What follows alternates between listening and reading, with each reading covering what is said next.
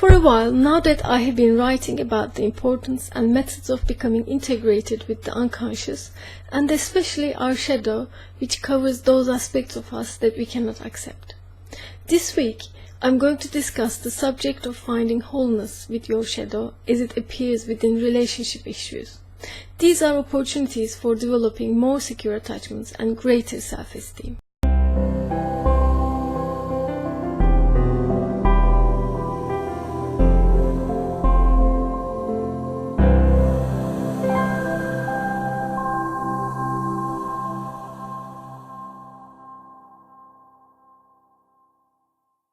In adult life, it's our partner who knows us best.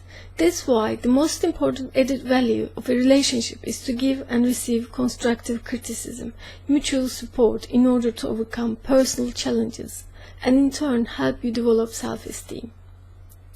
Think about 3 subjects, situations or traits that would be good for your partner if he or she were to change. Let's say your partner's habit of delaying things, sensitivity, and self-neglect.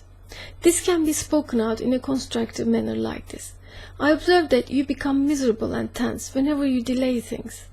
It seems that your sensitivity makes you socially withdrawn. I admire your ability to work in multiple fields, but have you ever considered the benefits you may gain if you can keep this at a level that you don't have to neglect yourself? The next step is to talk about the advantages and disadvantages of changing or keeping these behaviors in your partner's life. By doing so, it becomes possible to experience a conversation about the relationship without getting stuck concerning the content. Feelings of helplessness reduce when you and your partner realize that your problems exist in order to heal the past and help you face up to whatever you cannot see by yourself and cannot overcome. Inner and outer worlds are parallel. They mirror each other. How do the couples express their needs and how they react when these needs are not satisfied? Even if you think you know each other's positive and negative trigger buttons, can you avoid purposely pressing them when you are mad or heartbroken? Over and above, people become aggressive about even the most casual requests when their needs are not seen and satisfied. In psychology, self-defense is a concept we sometimes discuss. One of the reasons for self-defense is to protect our ego in an attempt to maintain our self-esteem. Another reason is to avoid living the painful experiences over and over again, and to control and avoid those powerful and threatening emotions such as sorrow and anxiety. In fact, self-defenses may be healthy reactions to some extent, since they sometimes help us protect our wholeness. When they do so, we may refer to them as stabilizers rather than defenses, which are reminders of war. The need of therapy emerges when such stabilizers become harmful to us and also to our relationships. In other words, your essential self gets stuck with the behaviors these stabilizers habitually elicit.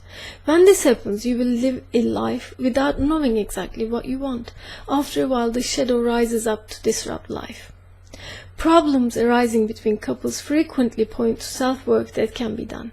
When couples cannot realize this fact and act from the primitive lizard-like part of the brain, fight or flight responses become activated.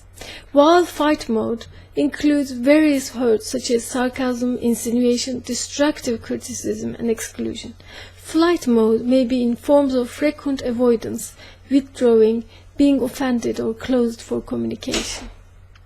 When in therapy, couples enter into the process of metamorphosis, both as individuals and jointly. The goal is to connect people to their whole being. This is the only way to become maturely attached and independent within a couple relationship. The problems we have with our opposite sex parent, sometimes same-sex parent, re-arise in our intimate relationships. We either are drawn toward those with similar traits, or we stay on alert in case those traits emerge, or we put an extra effort to prevent such behaviors from occurring. This, of course, is doomed to failure. Typically, the result is to experience exactly these problems in the relationship. There are many reasons lying beneath a relationship surface. One of them gives us a healing opportunity by providing us with a different experience in a similar setting. In our relationships, we are inclined to experience the feelings that are similar to those we had in our childhood towards our opposite sex parent. This situation mostly progresses in a circular pattern, including an avoidance reaction of helplessness, anger, abuse, withdrawal or drifting apart, or even cheating. When we understand some of the perspectives discussed here, a space is created for us, making it possible to have a different point of view. We are adults now, and the person at stake is our partner. While realizing that we do not have to feel helpless and impotent, enables us to choose our actions proactively before reacting. Thus we start to reconnect lost pieces of our childhood, letting the puzzle heal us. Trauma increases in cases where such healing cannot take place. If you watch my videos in this channel of preventing husband-wife fights and then identify your respective attachment styles, you may become clear about what you can do. Couples therapy is a process of getting to know yourself and your partner and working supportively with each other. Whenever people face challenges, my advice to couples is to consider evaluating their processes as opportunities to know themselves and each other better. There is no need to take offense. The process can be approached with a sense of wonder. No matter how hard it may be, the right attitude can lead from an acceptance of the shadow and toward wholeness.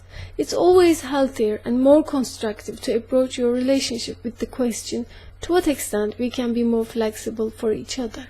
Finding harmony in relationships goes hand in hand with individual wholeness and happiness. While people with higher self-esteem find harmony in their relationships easier, couples in harmony can increase each other's self-esteem. The path is to focus on working on you without losing time with needless accusations and petty sensitivity.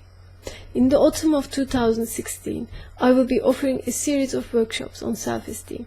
Before then, I can send you more valuable tools to help you increase your self-esteem and achieve autonomy in your life. If you are interested in benefiting from these, register to my email list and let's stay connected, either down or from my website. You and your loved ones are significant. To receive regular tips to help you achieve more autonomy, visit my page.